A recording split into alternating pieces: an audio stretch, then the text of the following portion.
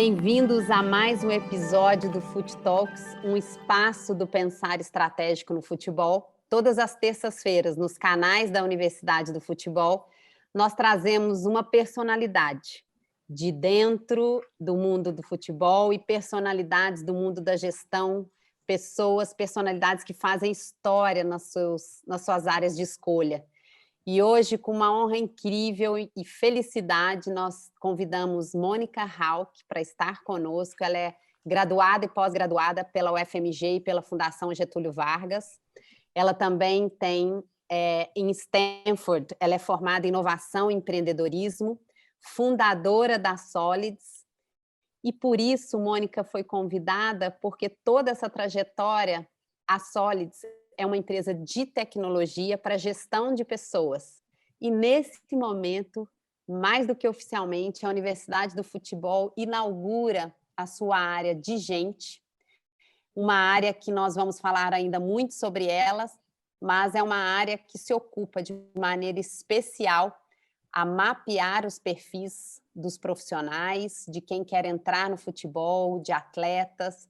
Nós também vamos avançar na área de recrutamento e seleção, vamos estar falando nesses desenvolvimentos de carreira, muitas coisas para a gente conversar. Então, para a gente conhecer um pouquinho dessa área, nada e ninguém melhor do que oficialmente a nossa parceira, Mônica Hauck. Mônica, seja muito bem-vinda, conte um pouquinho de você e, por favor, conte um pouco das suas escolhas para que a Solids invista em tecnologia para a gestão de pessoas. Bem-vinda. Muito obrigada, gente. Muito feliz com essa parceria. Tenho certeza assim, que vamos colher excelentes frutos, porque quando a gente fala de desenvolver gente, de pensar a gestão de pessoas de uma forma mais ampla, sempre dá certo, o resultado sempre vem. É inevitável. Bom, a Solids nasceu, né, com essa missão de realmente a gente quer transformar as empresas através das pessoas. A gente acredita, né, a gente entra com a tecnologia, mas a gente acredita que a gente trazendo uma nova forma de fazer gestão, um novo olhar, né? A gente faz com que a tecnologia ela acabe provocando e trazendo uma mudança de olhar sobre pessoas. E isso gera um impacto gigante nas organizações, né? Pensando na nossa realidade brasileira, por que eu acho que isso casa tão bem com o mundo do futebol, né? Nós temos uma realidade de um potencial gigante, né? Temos empresas maravilhosas que ainda não atingiram todo o seu potencial, exatamente porque alguns processos eles ainda não funcionam de forma profissional ou automatizada, eles ainda têm muito ponto de melhoria. E quando a gente entra, né, mostrando uma nova forma de se fazer gestão de pessoas, as empresas mudam. E acho que isso é completamente pertinente à nossa realidade do mundo do futebol também. Temos muito espaço para pensar e rever os nossos processos. Mônica, fala com a gente um pouquinho, porque o sistema de RH ele é amplo e ele é complexo. Então, fala só um pouquinho para a gente ir introduzindo e afunilar em gestão comportamental, na importância da gestão comportamental. Fala um pouquinho para a gente, para quem nos acompanha, o que são esses sistemas, o que é o sistema de RH e esses processos que estão nesse sistema. Tradicionalmente, o RH ele é um grande guarda-chuva que ele tem ali o que nós chamamos de subsistemas de RH. Mas isso está sendo muito revisto, nós estamos no meio de uma mudança muito grande. Mas, basicamente, vamos dividir em 3 blocos que eu considero super importantes. O primeiro é da atração, né, onde você escolhe os profissionais, você faz a escolha dos profissionais que vão entrar na sua organização, e aí, nesse momento, você tem o recrutamento, você tem a seleção, né? E aí, a partir do momento que o colaborador ou a pessoa entra na empresa, aí você entra para um momento que você precisa desenvolver essas pessoas, né? E aí o RH também, a gestão de pessoas, entra com desenvolvimento. E aí, na primeira fase, você fez todo um processo onde você atraiu o melhor talento possível, só que agora é hora de você desenvolver esse talento. E aí você pode fazer isso com treinamentos, você pode fazer isso com várias práticas que vão fazer com que esse profissional que chegou no ponto A chegue ao ponto B. Né? Essa é a missão do gestor de pessoas. E você tem também a questão, eu não gosto muito da palavra retenção, eu gosto da palavra engajamento. né? Não basta só a pessoa estar na sua empresa, ela precisa querer ficar e ela precisa ter um compromisso, né? Tem que ter um pacto ali onde profissional e empresa decidem fazer uma parceria de sucesso. E aí entram questões muito valiosas, como você desde passar por questões de remuneração estratégica, né, para que essa pessoa decida permanecer, mas também você passa por cultura, você passa por valores que estão dentro da empresa que no final do dia vão fazer com que essas pessoas queiram estar onde elas estão, né? Então hoje a gente tem todo um braço, né? Se for dividir assim de forma simples, a gente teria essa fase de atração, de desenvolvimento e de retenção, que eu gosto de chamar de engajamento. E o que a gente observa é que em todos os momentos, do início ao final, uma questão que é muito importante e que tem sido a grande inovação e a grande revolução que a gente tem feito na gestão de pessoas, que é levar em consideração a variável comportamento. O que a gente sabe? Das pesquisas, a gente sabe que mais de 80% das demissões nas empresas, né, elas têm a ver com comportamento. Então, na hora da gente contratar, a gente ainda olha muito o currículo, a gente olha...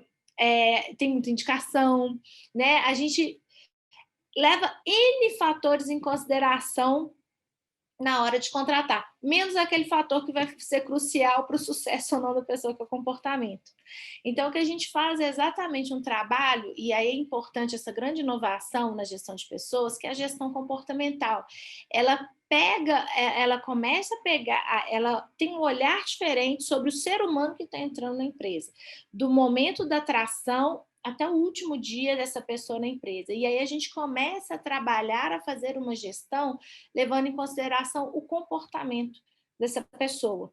Então, a gestão comportamental, ela passa por toda a vida toda a vida e todos os subsistemas do RH, vamos dizer.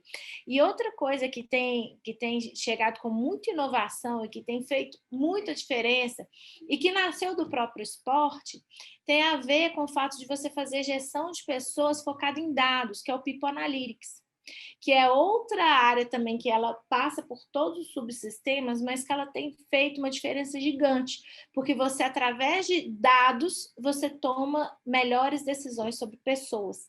Então, você mapeia as pessoas, você cruza os dados e você toma decisão, seja uma decisão de contratação, seja uma decisão para desenvolver, para engajar, ou até mesmo para desligar se for necessário.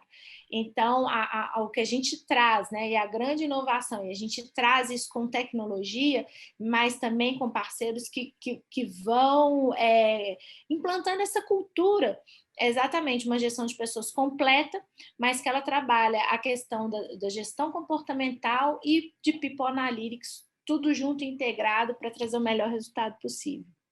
Mônica, você já indiretamente já tratou desse assunto, mas eu queria que você aprofundasse um pouco, né? A gente sabe que a tecnologia, ciências de forma geral, né, isoladamente, elas não melhoram os seres humanos, né? O que melhora é a forma como a gente faz uso da tecnologia, das ciências, né, para um melhor desenvolvimento humano e social, né?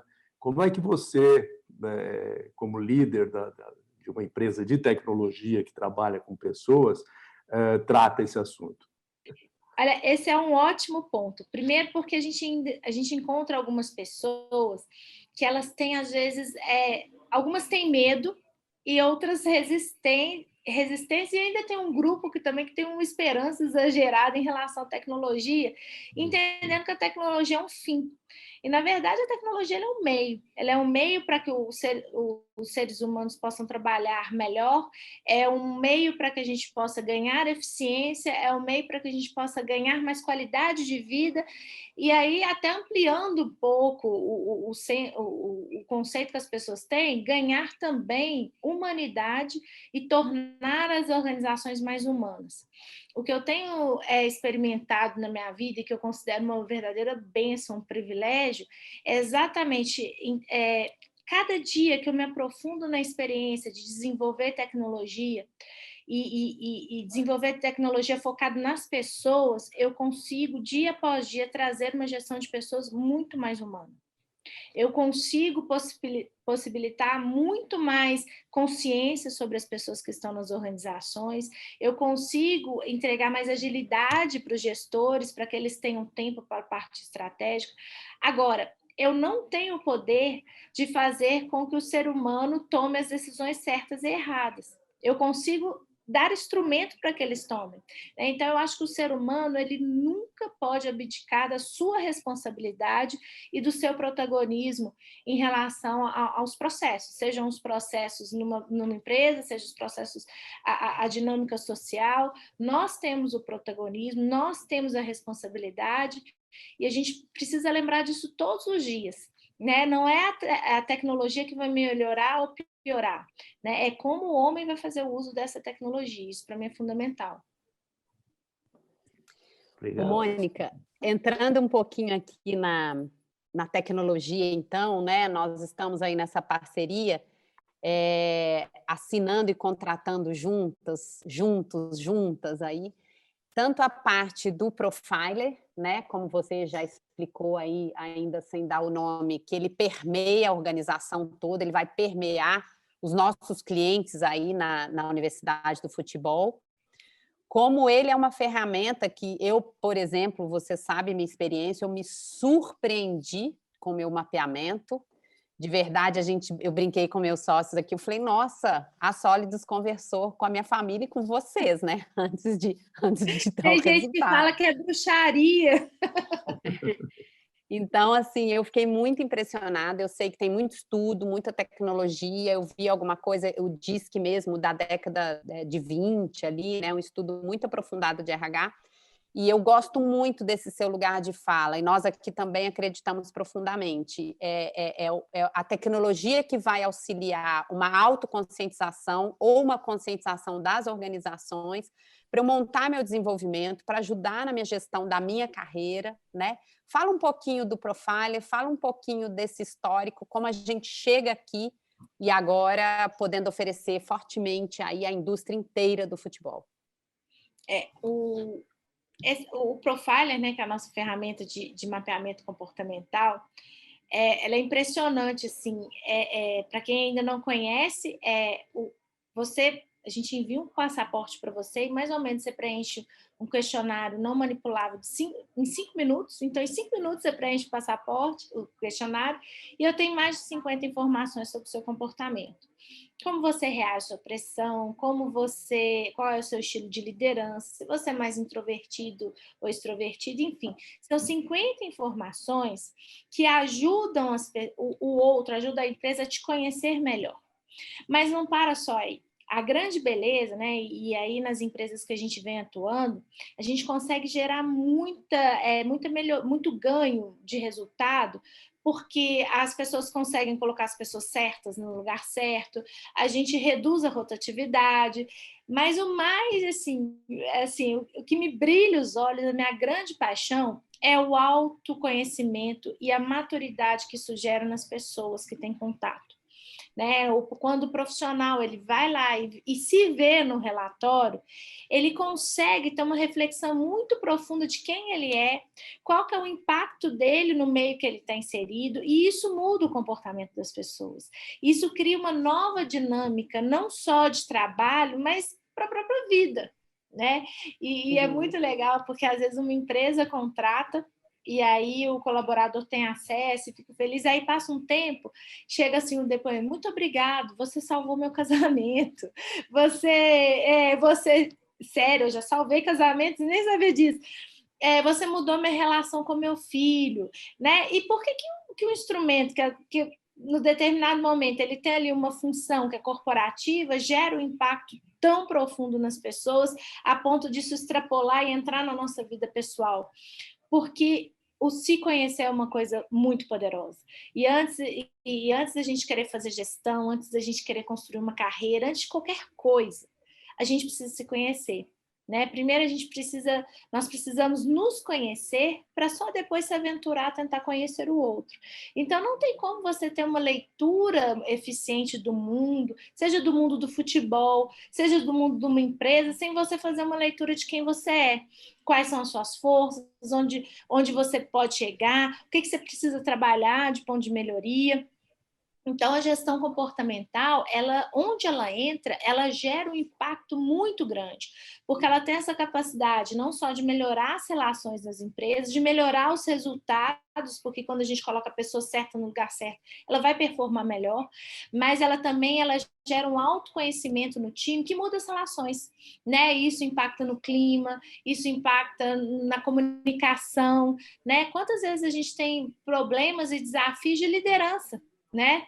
E a gestão comportamental, ela ajuda muito exatamente nessas relações que elas são construídas, as relações que são construídas dentro do time, com o par, né? Então, ela é uma tecnologia que ela entra no cerne e no início de todas as coisas, que é o autoconhecimento. Mônica, queria te fazer uma pergunta aqui. Nos anos 80, nos Estados Unidos, um profissional assumiu a gerência de um time de beisebol, que era um time de menor expressão, né? Até deu origem a um filme aí do Brad Pitt, que fez até um certo sucesso, Moneyball. Esse cara, ele começou a fazer as contratações por meio de dados estatísticos. E o time alcançou enormes resultados. Depois desse episódio, todos os times americanos começaram a seguir essa trajetória, né? No futebol, a gente ainda tem muita estatística dentro de campo, né, das questões técnicas do campo. O Liverpool, que talvez seja hoje o melhor time do mundo, já tem um cara que trabalha só com estatística, analisando tanto os dados técnicos como comportamentais dos possíveis jogadores que ele vai contratar ao redor do mundo. Como é que você vê assim, o Brasil? Você acha que o Brasil está atrasado dentro dessa cultura da questão comportamental? Queria que você falasse um pouco a situação do nosso país assim, dentro desse universo. Rafael, você está atrasado, adiantado, eu não sei, mas que eu vou fazer com que o Brasil seja referência nisso, isso eu vou. Por quê? Porque a primeira vez, assim, eu adoro essa história, assim, eu adoro, porque ela sintetiza muito o que a gente acredita, né? No quão, porque no fundo a história, né, que tem lá o Brad Pitt, tudo, a história que ele conta é uma história de uma mudança de mindset, uma mudança onde você sai de uma gestão que é muito mais intuitiva e não organizada do ponto de vista do porquê eu tomo decisões, para uma decisão baseada em dados, né? E como que isso muda o jogo, né? Realmente isso vira o jogo. Uhum. Aqui no Brasil, o que a gente tem vivido muito nas empresas, e agora a gente vai começar a viver nos times também, é exatamente essa experiência de, a partir do momento que você... Ninguém está desprezando a intuição, não se trata disso, mas a partir do momento que você coloca uma visão sistemática, organizada, você só pode gerenciar aquilo que você pode controlar. Então, uma gestão que você não tem embasamento de dados, uma gestão que você não tem ali, que você não tem, faz as correlações exatas, você perde referência e é muito difícil você segmentar. E aí, o que acontece? Cria um fenômeno que as coisas ficam muito personalizadas. A gente vê muito isso até no mundo do esporte, porque como você não tem método, você não tem dados, fica o resultado na mão de uma pessoa. Porque todo conhecimento, toda intuição está aqui. O que a gente faz a partir de agora é pegar todo esse conhecimento, né, de todos os técnicos que vão passar pelos times, de todos os profissionais, a gente coloca isso num software e ele vai criando essa inteligência coletiva e aí você aí você tem uma base de conhecimento muito mais consistente e muito mais coerente que vai te ajudar a tomar decisão. No final do dia, isso reduz o risco. E como você reduz o risco, você fica até economicamente muito mais saudável e atrativo, porque você aprendeu a tomar decisão baseada em análises preditivas, né? Que vão fazer que você erre menos. Né? E isso muda toda a cadeia produtiva e econômica de qualquer setor. Isso no futebol não vai ser diferente. Né? Uhum. Então, o que eu vejo principalmente nos Estados Unidos, né, lá para 2014, o Google começou a falar muito disso. Olha como o Google faz, né?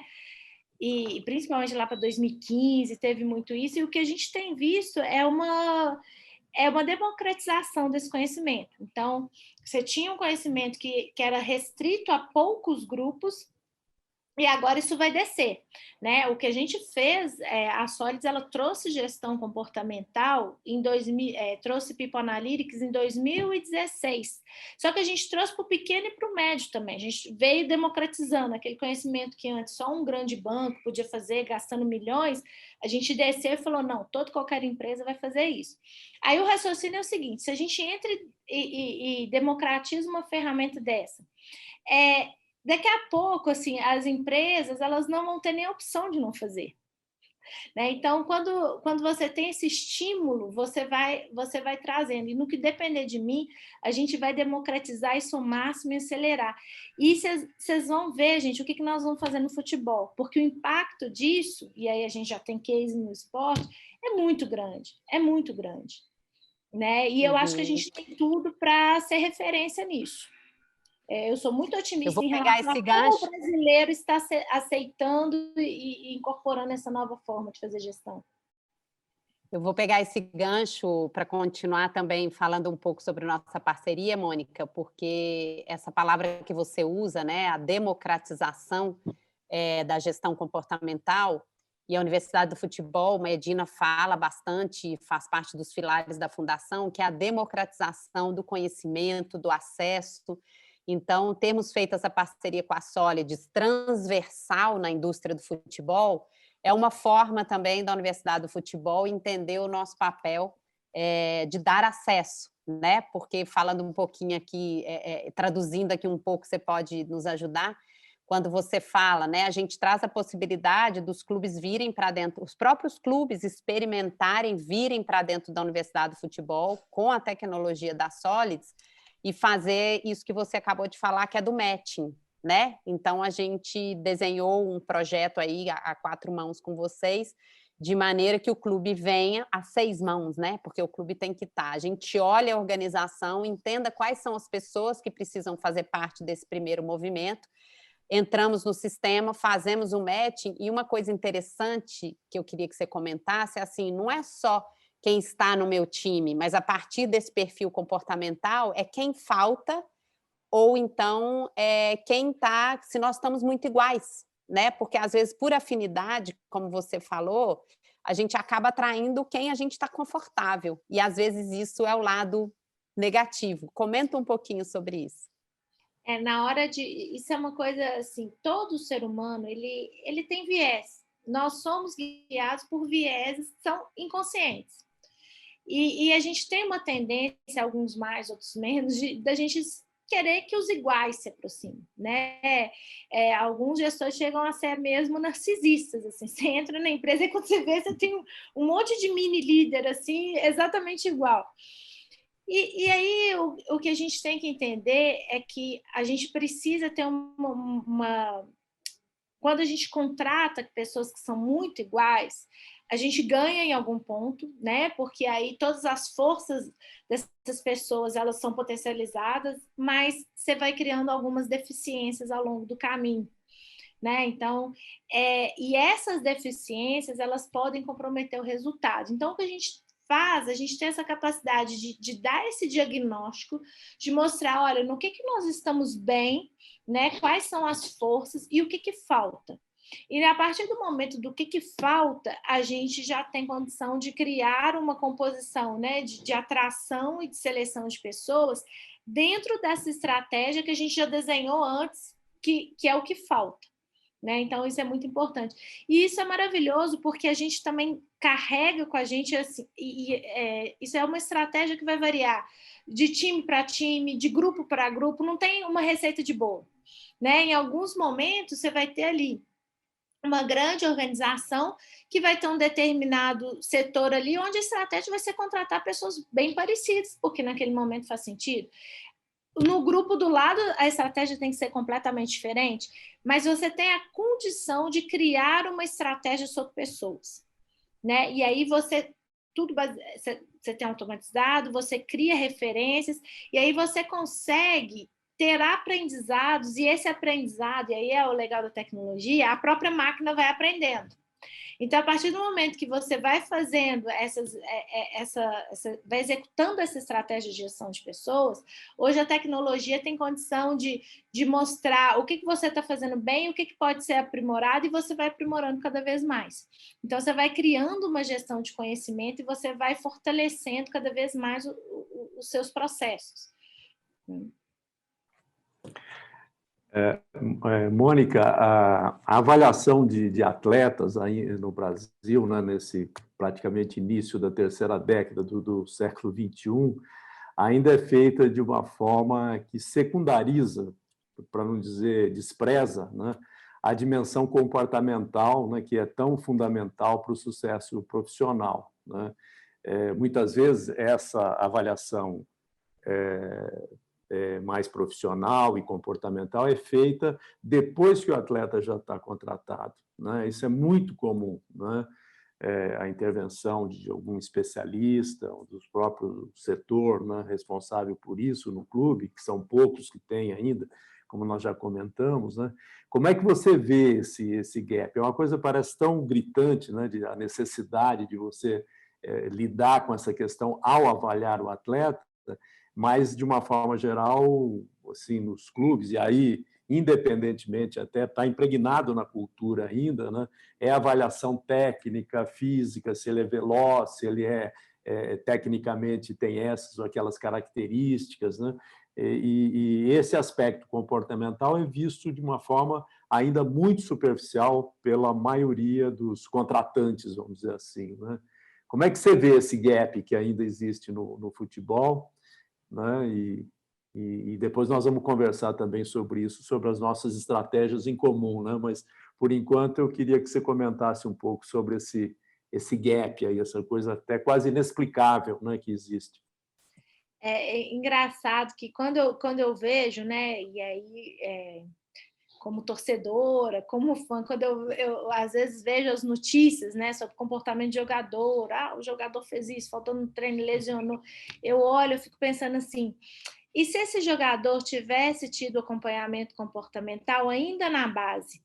Se ainda na base ele tivesse feito um trabalho de desenvolvimento, mesmo de autoconhecimento e de controle, porque a forma, por exemplo, como você reage sob pressão, pode influenciar a marca do time que vai contratar esse jogador lá na frente, né? A forma como as pessoas reagem, qual que é o estilo de liderança da pessoa, isso vai determinar o que motiva esse jogador, pode afetar profundamente o caixa e os cofres de um time. Então, quando você tem isso mapeado desde a base, né, quantas vezes, assim, e o que a gente sabe, quanto mais a gente caminha do ponto de vista comportamental, as coisas estão correlacionadas, né? Por que às vezes um jogador ele tende a se lesionar mais do que outros? Por questões que às vezes são físicas, obviamente. Mas será que não tem ali nenhuma questão comportamental que gira um comportamento que traz um vício que faz ele lesionar mais ou menos? Será que não tem ali alguma questão comportamental que faz com que essa pessoa ela não consiga se expressar bem diante da imprensa e aí ela gera um problema de marca muito grande para o clube? Né? Então, eu vejo uma oportunidade que os times têm, né? Ainda é muito pouco usado, mas existe uma oportunidade de você fazer gestão comportamental no início.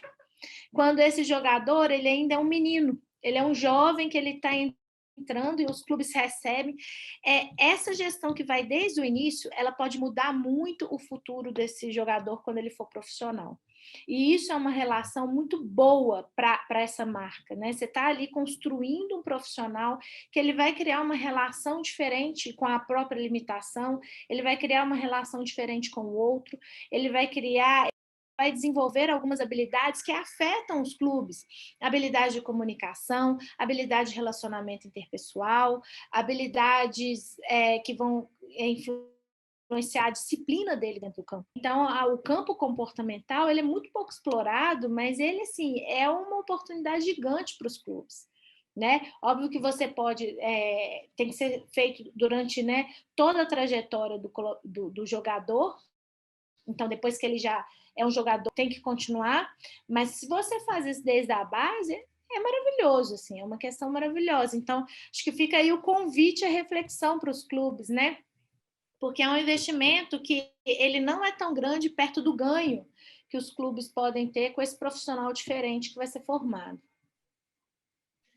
Só aproveitando essa resposta sua aí, Mônica, eu tenho um filho de 16 anos, né, e a gente vê hoje aí no Campeonato Brasileiro atual alguns ou vários jogadores aí com 16 anos, com toda essa pressão, toda essa responsabilidade, né? E quando eu estou vendo um jogador desse, eu fico pensando como que é a cabeça de um garoto desse, né? Uma criança que virou um adolescente aí e que está numa pressão muito grande, muito forte, num meio totalmente competitivo. E jovens que, via de regra, saíram aí, né, de lugares, de lugares mais carentes, né? Eu queria explorar um pouco mais esse ponto seu. Você acha assim que jovens ou adolescentes como esse aí teriam que ter realmente todo um acompanhamento especial para conseguir passar por esse momento que ao mesmo tempo que é tão promissor, mas deve ser tão difícil? Quantas vezes a gente já comentou, né, no bar ou numa reunião de família sobre o comportamento do jogador tal, e aí as pessoas falam porque é muito dinheiro. É muito dinheiro rápido demais. Não tem nada na cabeça. E aí a gente escuta tanta coisa. Mas poucas vezes a gente escuta falando que realmente esse jovem, ele teve contato com muitas coisas que são novas e que são fortes, mas ele não teve o ferramental necessário para criar uma estrutura e uma força interior para lidar com todas essas coisas, né? Então, eu acho que o jovem ele é uma oportunidade porque ali ele tem ainda mais tempo para desenvolver as suas soft skills, né? Ele tem mais tempo para desenvolver ali as suas habilidades que vão ser caríssimas para ele ali quando ele se tornar um profissional. Então, é uma janela de tempo maior. Ele vai poder conviver. Vou dar um exemplo bem prático. Assim, o meu perfil maior é executor. Aí, no gráfico de competências, aí, a minha agressividade é muito alta. Aí, imagina eu falei assim, Mônica, agora você virou profissional do dia para a noite, você vai defender o Galo lá no feminino amanhã e amanhã a final. Eu tenho um perfil, adivinha como que eu vou reagir? Né? Agora, se isso é trabalhado na minha cabeça desde o início, você fala, olha, Mônica, o seu perfil tende a ser isso, como que é a melhor forma de reagir? Se você vai preparando esse jovem para essas situações da vida ao longo do tempo, ele vai estar muito mais preparado. Né? E quantas vezes o clube ele investe na preparação muscular, é óbvio que tem que ter a preparação física, ele até tem alguns clubes já têm essa questão da preparação psicológica, mas tem que olhar também esse comportamento, as pessoas têm um comportamento no dia a dia, ali tem uma oportunidade de melhoria que ela é fundamental. Olha, Mônica, que seja a primeira de muitas, a gente tem certeza, a gente oficialmente agora somos parceiras, somos parceiros, então uma delícia sempre te escutar, aprender, você evoca coisas muito importantes que nós agora nessa parceria, por exemplo, vamos poder oferecer a partir da Universidade do Futebol, esse olhar, por exemplo, para um treinador, né? Você falou da gestão da carreira desse jovem, mas assim, o que é potente, né? Esse mapeamento para um treinador que consegue, como você falou, entender o comportamento, entender a forma de comunicar com esse time tão diverso, e a gente sabe que muitas das questões daquele resultado de curtíssimo prazo vem também dessa inabilidade do engajamento maior, né? Sem entrar em outras questões, pois não. Uma coisa importante que você comentou, desculpa te interromper, é que às vezes o treinador ele tem um estranho, né? Por mais que ele já tenha visto, ele é um estranho, né? Então, você poder em 5 minutos ter ali a informação de 50, no mínimo 50 informações que ele demoraria 6 meses, no mínimo, para conhecer, é um ganho gigantesco, né? Pensa, quanto tempo dura um campeonato? Né? Como que é a rotatividade? Quanto tempo dura um treinador, né, ultimamente? Exatamente. Então, a gente está falando para o mundo do futebol, de forma específica, a gente está falando de um ganho de tempo muito grande. Exato. Né? Uma economia de tempo absurda que vai fazer toda a diferença na relação desse treinador com esse time. E até te falo mais, quando você falou até 5 minutos, né, a gente tem até 10, eu nem ia contar, porque 15 anos de multinacional, a gente faz tudo quanto é teste, né, e que é muito válido. Quando eu terminei o da Solids, a primeira vez que eu conheci vocês, que a gente começou a nossa conversa aí há 6 meses, eu pensei que eu tivesse errado, mas você já contou. Falei, gente, será que eu apertei a tecla certa? E depois que veio a resposta. Mas isso é uma pontinha do iceberg, né? Como a gente falou, da nossa parceria, do que a gente quer oferecer para a indústria do futebol. Para encerrar essa primeira conversa, eu só queria que você falasse um pouco do interesse imenso que hoje tem no futebol e um despertar importante, que é a gestão de carreira, né? E a gente sabe que cada vez que a carreira ela é responsabilidade do indivíduo, mas tem a dimensão, o indivíduo, o clube e as oportunidades que surgem. Então, como que esse pacote todo que a gente está indo juntas aí, você acha que uma pessoa que quer fazer, quer se apropriar, quer tomar consciência para fazer uma melhor gestão de carreira, vai poder se beneficiar? Eu acho que a primeira coisa que está acontecendo no mundo do futebol, que eu tenho percebido, é uma sensibilização e uma demanda que está vindo muito maior, né? Os clubes, os profissionais que estão ligados ao futebol, eles já perceberam que alguma coisa está mudando. Que essa gestão que a gente conhece, né, ela não vai existir, ela vai ser alterada, mas que também a forma de se trabalhar, o profissional do futebol hoje, ele vai ter que se adaptar. Né? Ele vai ter que mudar, porque os processos estão mudando, as cobranças estão mudando, os próprios torcedores, né? Toda a sociedade está caminhando em forma, no sentido de exigir uma gestão e um dia a dia de profissionais, de uma gestão mais profissional. E aí, seja a gestão de um clube ou seja a gestão da própria carreira. Então, isso vai atravessar todo mundo, vai atravessar todos os profissionais. Então, eu acho que a beleza da nossa parceria é realmente poder dar uma ferramenta onde esse profissional do futebol atravesse bem essa transição. Porque toda mudança, ela vem com ameaças, mas elas vêm com oportunidades também. E nessa parceria, a gente tem condições de entregar o ferramental necessário para que todo e qualquer profissional do futebol, né, seja um jogador, não interessa, seja pessoas do administrativo, todos, eles tenham uma ferramenta para que nessa transformação que o futebol está vivendo, essa transformação seja uma oportunidade na carreira dele e não uma ameaça. Né? Então, eu acho que a gente tem muito a contribuir nesse sentido. Olha, maravilhoso, super obrigada. Eu termino com uma frase que eu li essa semana antes de te ouvir, de agradecer meus sócios, a equipe que cuida de tudo isso, a equipe da Solids, que está com a gente no dia a dia. Uma frase que eu ouvi essa semana, que assim, se você tem uma opinião e eu tenho a minha, a gente não tem dados e vai tomar decisão, eu fico com a minha opinião. Então, é melhor trazer os dados, né? Muito obrigada, suas palavras finais, e a gente continua junto aí pelo mundo. Muito obrigada, gente. Agradeço demais a oportunidade, agradeço muito. Eu acho que a gente tem muita coisa boa. Eu acho assim, inovar é o que a gente veio para fazer, inovar para tornar o mundo do futebol muito melhor, um lugar onde realmente as pessoas possam florescer, crescer e prosperar nesse mercado que é tão importante, porque ele fala de quem nós somos enquanto povo, né? O futebol está dentro da nossa identidade, da nossa cultura, e a gente tem que cuidar com muito carinho. É um patrimônio muito importante e que a gente caminhe juntos no sentido de cuidar bem desse patrimônio tão precioso para todos nós brasileiros. Medina? Cuidando do futebol, a gente cuida da sociedade também, diretamente, né? Isso que é o melhor de tudo. Obrigado, viu, Mônica? Super obrigada, Mônica. Obrigado, Mônica.